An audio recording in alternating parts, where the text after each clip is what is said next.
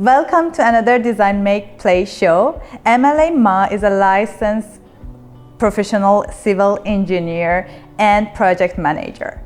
Welcome, MLA Ma. I know most of our guests know you, but I want you please to introduce yourself. Well, thank you so much, Ella.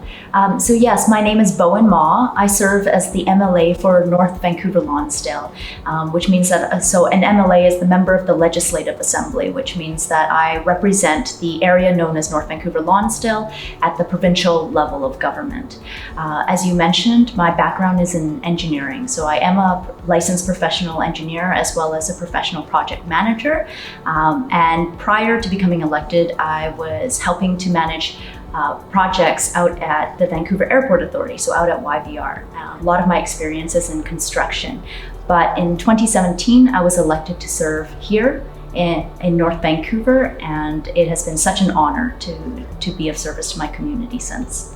Yeah, so I've heard that it's been 3 years right now, right? That's right. We just passed the 3-year mark in May. Yes, congrats on it. So, can you tell more about the career path? So you worked in YVR and then as an engineer and then again for politics, right? Yeah. So I mean, I've had a quite a varied career path. I started working when I was 15 years old at the PNE, the Pacific National Exhibition, where I sold donuts in candy stands, and then I also sold prize home lottery tickets. When you go to the PNE, I know that it's closed this year, unfortunately, but oftentimes when you go to the fair at the end of August and early September, you'll hear people selling prize home lottery tickets. I did that work as well. I did a lot of part-time work there. And when I graduated high school, I went to university and I studied the engineering at UBC. But while I was studying there, I also enlisted in the Canadian Armed Regular Forces because I had planned to become a field engineer with the Army.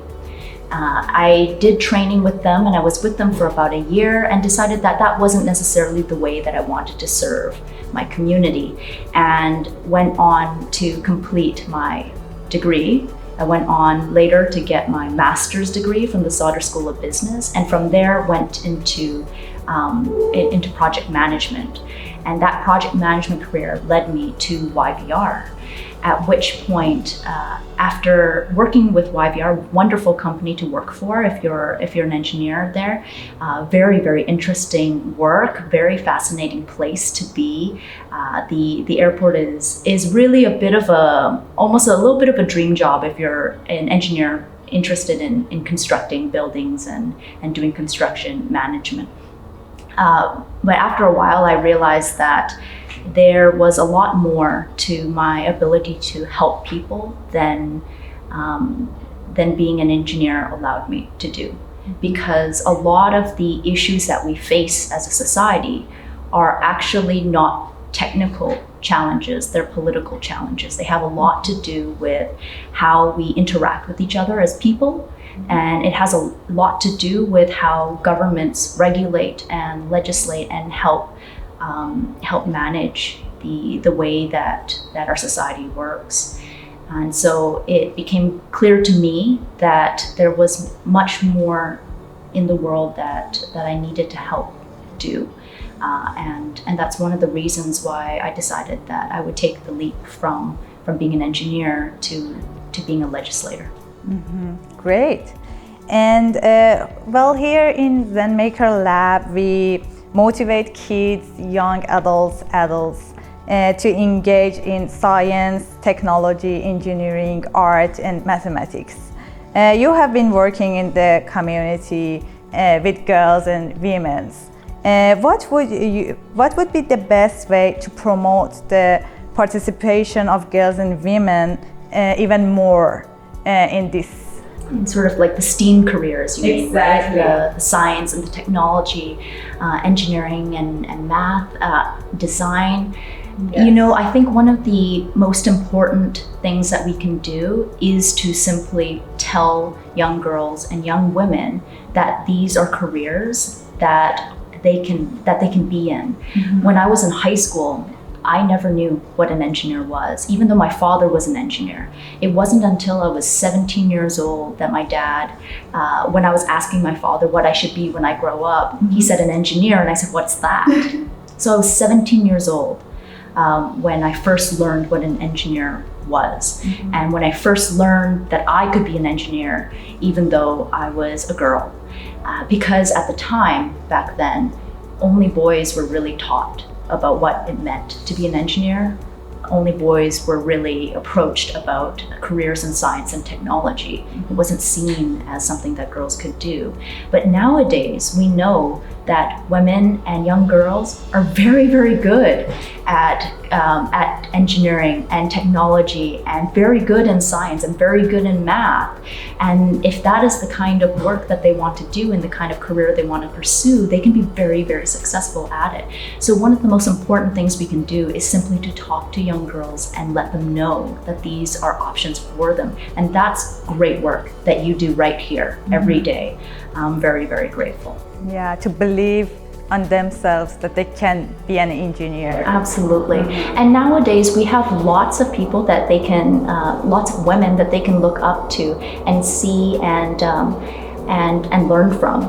The mentorship opportunities are way more available today than they were when I was first starting out as a young engineering student. And I think that the world is ready to recognize how important it is to have a diverse workforce. Like, we know now that companies with gender diversity in their workforces will find that their teams are far more innovative. And that women bring into a workplace and into a company ideas, perspectives, and skills and abilities that are sometimes lacking when women aren't involved. And so it's a great benefit to our entire society for people to be able to pursue the careers that they are passionate about, regardless of their gender. Yes, and International Women in Engineering Day is coming in, I guess, 23rd of June. And I've heard that EGBC has this goal to 30 by 30. Can you explain more about it and say what's your thoughts? Yeah, so Engineers and Geoscientists BC, EGBC, is working with Engineers Canada to try to reach a goal that's known as 30 by 30. And basically it means that by 2030, we're going to have 30% of the engineering and geoscience professions being filled by women.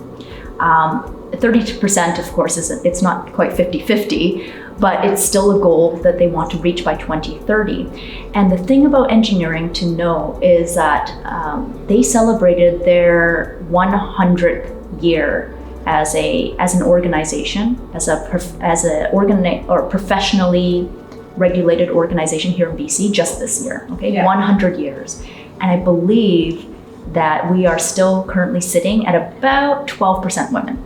So after 100 years of existing, only about 12% of women in the profession, or pardon me, only 12% of people in the profession are women.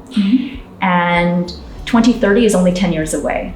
So it might not sound like a huge goal to hit 50-50 by 2030, but it's actually probably going to be quite challenging and will require a concerted, continued effort from all of us, not just engineers and not just women in engineering, not just men in engineering, but all of society to help encourage and enable access to those kinds of careers for women. Yeah, and I've been to this celebration of 100 years of EGBC. It was a great day, and I guess it was last days before social distancing. That's right. Yes. It just got right under the wire. Yes, I remember that that celebration happened when we were already, when governments were already saying, please don't shake hands or hug anymore. Yeah. But before we actually stopped those kinds of gatherings. Yes, exactly. Yeah, and I guess my last question is that sometimes education in engineering is expensive.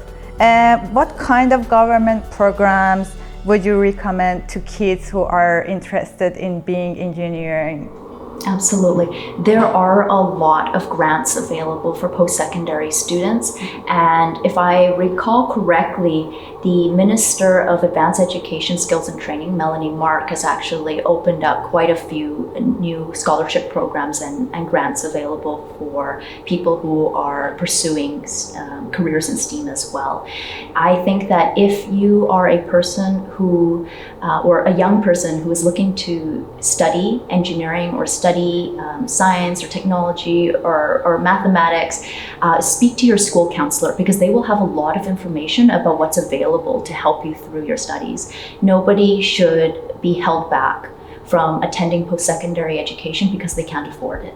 It's important that we offer opportunities to people regardless of what their personal financial situation is. And that's certainly a value of our government here, and it's important to us that we support that. So if a young student is looking to do that, to study engineering, and is having difficulty or worrying about their options for how to fund their studies, they should definitely speak with their school counselor, or they can email their MLA, like someone like me, and we can also provide information there too. Thank you so much for visiting Zen Maker Lab and for helping the community. Well, thank you so much, Ella, and I really appreciate all of the work you and your team do to support young girls, young women, and young people of all genders in pursuing this kind of work. Thank you.